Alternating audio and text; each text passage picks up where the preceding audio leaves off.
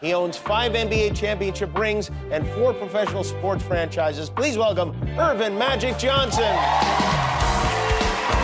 At 66 years old, Earvin Magic Johnson, one of the greatest basketball players the world has ever known, has lived a life filled with glory, fame, heartbreak, and unimaginable resilience. He went from the smiling face of the Los Angeles Lakers dynasty to the man who shocked the world with one press conference, and then fought for his life while redefining what courage truly means. But now, decades later, a heartbreaking truth has begun to emerge. Because what's happening to Magic Johnson today at 66 will leave you speechless. The rise of a legend. Before the private jets, the business empire, and the global fame, Magic Johnson was just a kid from Lansing, Michigan, the son of hardworking parents who taught him that no dream was too big. His father, Earvin Sr., worked at a General Motors plant and took odd jobs to support the family. His mother, Christine, was a school custodian who taught her children discipline and faith. They didn't have much, but what they did have was love, and a belief that work ethic could change your destiny. From the moment Magic picked up a basketball, everyone knew he was different. He wasn't just talented, he radiated something special, a joy, a spark, a sense that the game wasn't just about points and rebounds. It was about connecting with people. By high school, he was already a local legend. Fans packed the stands to watch Earvin the Magician, the boy who could pass behind his back, spin through defenders, and smile while doing it. Then came Michigan State. In 1979, he faced Larry Bird in the NCAA championship, a game that changed basketball forever. Magic's team won, but what really began that night was a rivalry that would shape the NBA for decades. When the Lakers drafted him later that year, Magic didn't just join a team, he joined a movement. The Showtime Lakers were everything basketball had never been before. Fast, flashy, and full of personality. And at the center of it all was Magic. By the age of 21, he had already won an NBA title and Finals MVP. By 25, he was the face of a new era. But while his smile lit up every arena, few knew how hard he was pushing himself behind the scenes. The fame, the pressure, the late nights, it all came with a cost. And that cost would soon come crashing down in a way no one could have predicted. Because in 1991, Magic Johnson would walk into a press conference that would change his life and the world forever. But what really happened behind those doors before that day? The day that changed everything. It was November 7, 1991. The Lakers had just finished their preseason training when Magic was called into a private meeting with the team's doctors. They told him something no one in his position was ever supposed to hear. He had tested positive for HIV. In that moment, the entire world seemed to stop. To understand how shocking that news was back then, you have to remember. In 1991, HIV was seen as a death sentence. There were no widespread treatments. The stigma was brutal. The disease was often associated with fear, misinformation, and discrimination. And now, one of the most famous, beloved athletes on Earth had it. When Magic announced the news to the world, cameras flashed, reporters gasped, and millions of fans cried. "I will have to retire from the Lakers today," he said, his voice calm but heavy with emotion. "Because of the HIV virus that I have attained, I will have to leave the game of basketball." The entire sports world went silent. His teammates broke down. The league was in disbelief. Even his rivals, like Larry Bird and Michael Jordan, were shaken to the core. And the public didn't know what to think. Back then, people didn't understand HIV. Some players were afraid to shake his hand or play against him. Others believed he wouldn't survive more than a few years. But while the world mourned the end of Magic Johnson's career, Magic himself refused to give up. He made a decision that would change the conversation around HIV forever, to fight back, in public, with honesty and courage. And that decision didn't just save his life, it saved millions of others. But what happened next? The backlash, the betrayal, and the years of fighting to be accepted again would push Magic to the very edge. The backlash. No one saw coming. When Magic Johnson stepped away from the NBA in 1991, millions mourned. But behind the public sympathy was a darker reality. The NBA, the very league he had helped carry to global fame, suddenly didn't know what to do with him. To the outside world, Magic seemed strong, confident, and determined. But behind closed doors, he was facing something far more painful than HIV: fear, ignorance, and outright rejection. Even some of his closest friends in the league were terrified to be around him. Players murmured in locker rooms, "Can we catch it from sweat? What if he bleeds on the court? Is he dangerous?" Despite scientific evidence proving HIV couldn't be transmitted through casual contact or basketball play, fear spread faster than facts ever could. Magic tried to return to the NBA for the '92 All-Star Game, and he was voted in by fans with overwhelming support. But several NBA players voiced concerns publicly. Some didn't want to shake his hand. Some refused to guard him. Some even threatened boycotts. It wasn't just strangers, it was people he had known for years, shared courts with, sweat with, won championships with. Behind that legendary smile, Magic was hurting.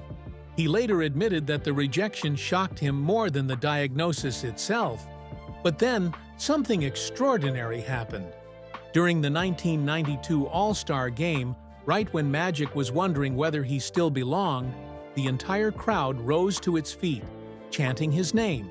And then, with seconds left on the clock, Magic hit a beautiful step-back three-pointer. The arena exploded in applause. Players hugged him. Even Michael Jordan walked over, smiling and laughing like the old days. They stopped the game right there, because everyone knew the moment was bigger than basketball. And yet, when Magic tried to return again the next season, he faced even more backlash. Some players privately lobbied the league to stop him. And though he played a short comeback in 1996, the damage from those earlier years never fully healed. But the world saw only the public moments, not the nights he came home quietly suffering, wondering if his career and the respect he once had was gone forever. And with his athletic chapter closing, Magic had no choice but to rebuild his life from scratch. But the next chapters of his life would be filled with heartbreak even deeper than what he endured on the court. Because as Magic fought for his physical survival, his emotional world was about to shatter. What happened behind the scenes with his marriage? And how did the people closest to him react to his diagnosis? Magic Johnson's public life was dazzling. The trophies, the lights, the sold-out arenas. But his private life was messy, complicated, and filled with mistakes he openly admits today. Before HIV, Magic lived the lifestyle of a superstar. Constant travel, adoring fans, countless temptations. He once estimated he slept with hundreds of women during his NBA career. And through all of it, there was Cookie, his college sweetheart, the woman who stood by him through fame, chaos, and heartbreak. They were not married in 1991 when Magic received his diagnosis. In fact, Cookie was preparing to leave him for good. She later revealed she was exhausted from the cheating, the emotional roller coasters, and the lifestyle that constantly put her second. But just as she finally gathered the strength to walk away, Magic asked her to come over. That's when he told her, I have HIV. Most people would have run. Most lovers would have walked out the door and never looked back. But Cookie didn't. Instead, she did the unthinkable. She embraced him and said she wasn't going anywhere.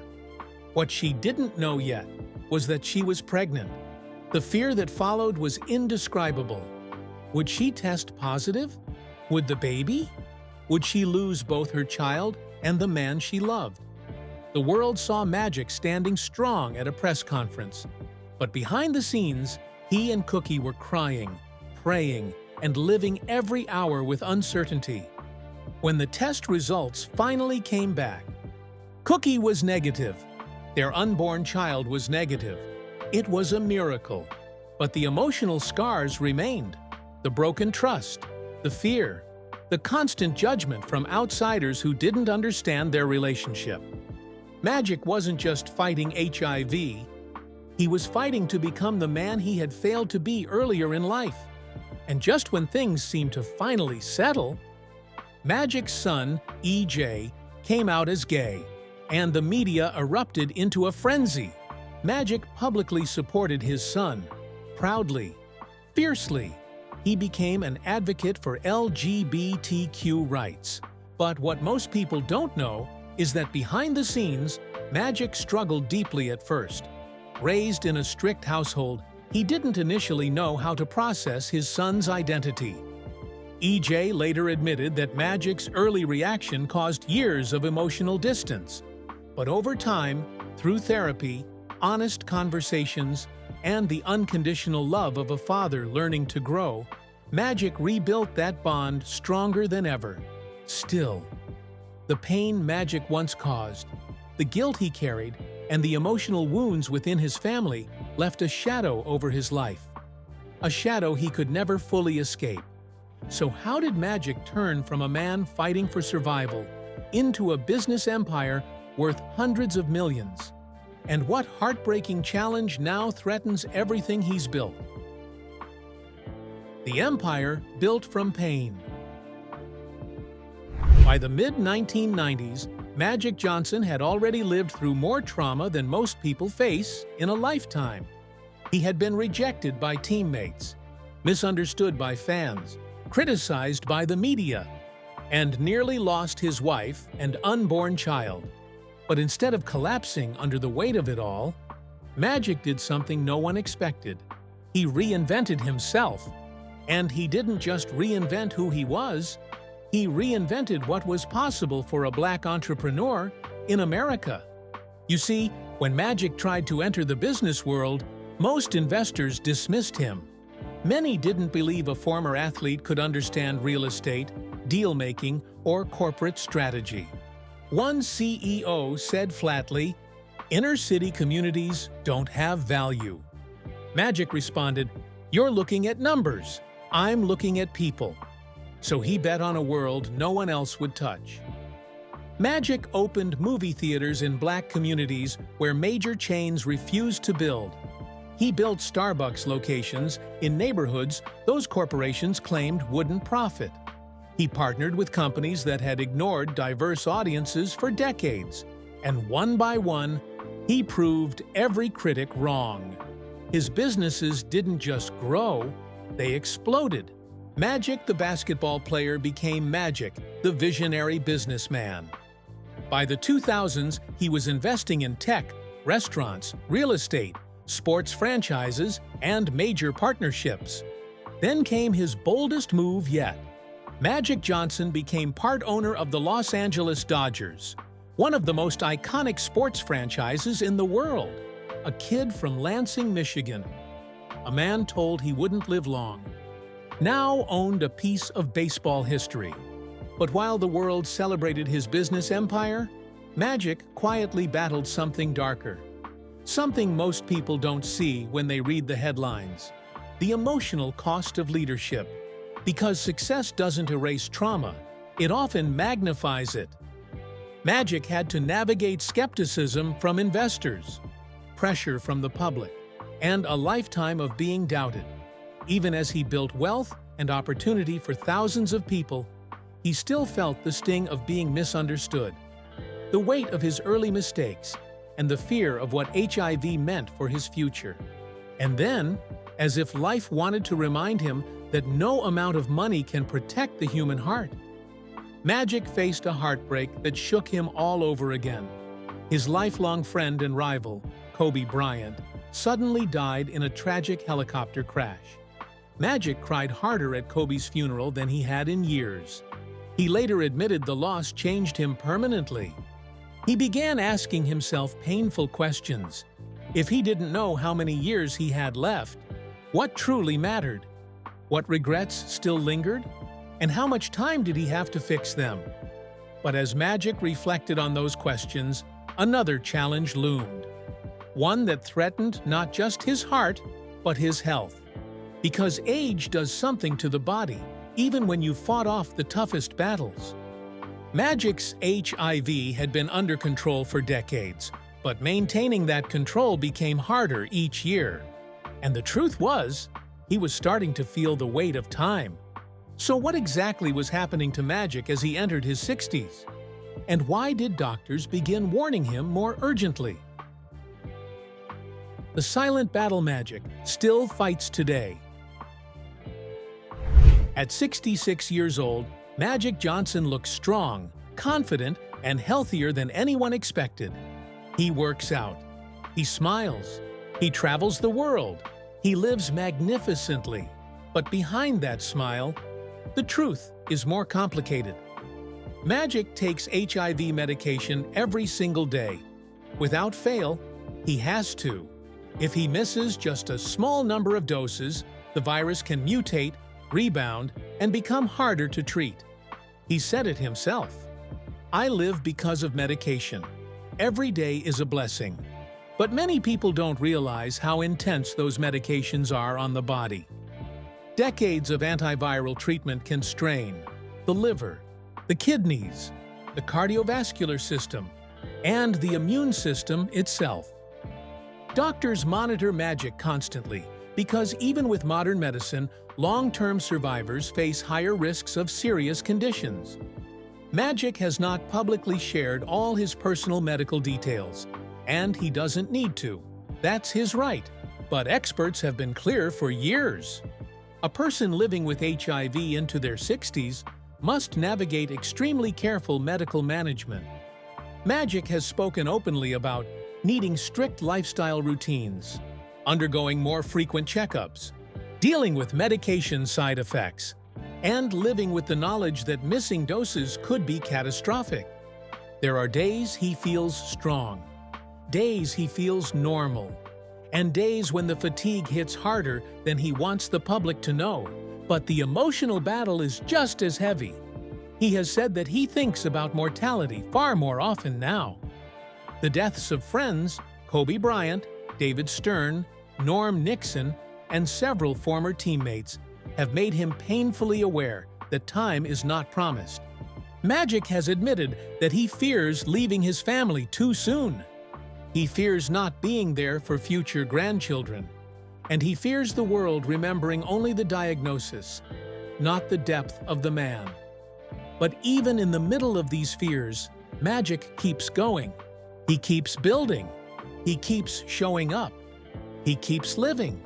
Because for him, life isn't just about survival anymore. It's about purpose. But the world has no idea what Magic's next move will be, or the emotional truth he's preparing to share publicly. So what is the real final chapter Magic sees for himself? What does he want the world to know before he's gone? The legacy he built, and the legacy he fears losing. As Magic Johnson entered his mid-60s, something inside him began to shift. For most of his life, the force that drove him was simple. He wanted to prove people wrong. He wanted to outwork the critics, outrun the doubt, and outshine every prediction that he wouldn't survive, succeed, or matter. And he did. He proved the world wrong over and over again. But now, at 66, Magic is no longer fighting to prove the world wrong. He's fighting to prove something to himself. He wants to know that everything he's lived through, The victories, the losses, the mistakes, the triumphs actually meant something. That when he leaves this earth, people won't just remember the lightning-fast point guard or the champion of the Showtime Lakers, but the man beneath the spotlight, the man who grappled with fear, the man who fought battles nobody else saw, the man who changed communities, created opportunities, and opened doors for people who had been ignored by society for generations. Yet despite everything he's built, Magic still fears one thing: that history might flatten him into a highlight reel. A smiling superstar who dazzled crowds and then faded into nostalgia. He wants to be remembered as a builder, a fighter, a husband, a father, and a human being who refused to give up when every sign in the universe told him to quit. He wants the world to know that behind the showmanship was a man who carried guilt, grief, doubts, and regrets. That guilt is most visible when he talks about his son, EJ. Magic has spoken with raw honesty about his failures as a young father, how he struggled to understand his son's identity, how he reacted in ways that hurt both of them, and how he spent years repairing damage he wishes he could undo. When Magic looks back, he doesn't think about trophies or awards. He thinks about the time he lost with his child, the conversations he avoided, and the acceptance he didn't give soon enough. It remains one of the deepest emotional wounds of his life. Magic says he now loves EJ more fiercely than ever. But even with that love, he fears he can't get those lost years back. And that's the kind of regret that keeps him up at night, long after the cameras are off and the cheering crowds have disappeared. Because legacy isn't just what you build. It's what you heal, what you repair, and what you pass down. And Magic knows he is running against a clock no one else sees. He has lived long enough to bury friends, teammates, and icons he considered brothers. Kobe Bryant's death shattered Magic in ways few people saw publicly. The grief hit him like a tidal wave, not just because Kobe was gone, but because it reminded Magic how fragile life really is, how unpredictable, and how quickly it can be taken away. Since that day, Magic has questioned his purpose more deeply than ever before. And as he wrestles with these questions, another challenge lurks in the background. A challenge that has the power to reshape everything he thought he had under control. What happens when the body of a survivor begins to show signs that time, after all, might be catching up?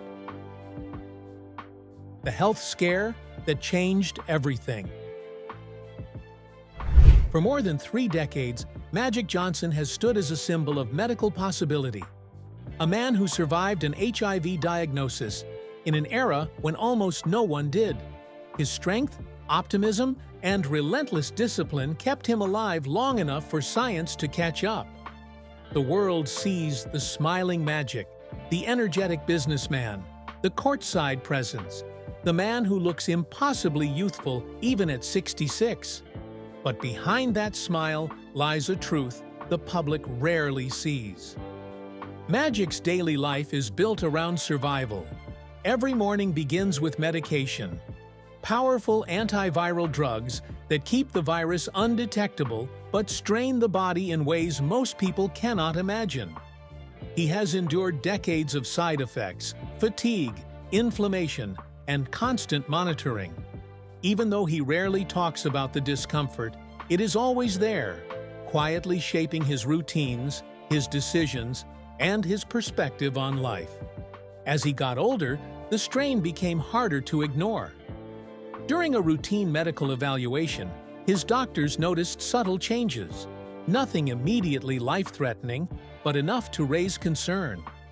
They told him that long-term survivors of HIV face unique challenges as they age. The longer the body battles the virus, even suppressed, the harder the immune system must work.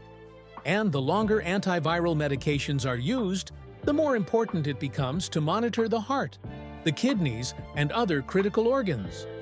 Magic did not panic. but he felt something he hadn't felt in years. Vulnerability. For decades, he had been the exception to the rule, the miracle story, the man who defied medical expectations.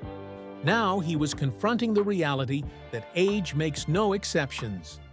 He began noticing changes within himself, slower recovery times, more frequent fatigue, and a deeper awareness that his body didn't bounce back the way it once did.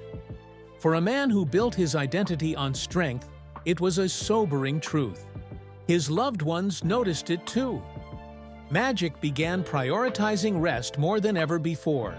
He reorganized his schedule, restructured commitments, and reluctantly accepted that he couldn't be everywhere at once.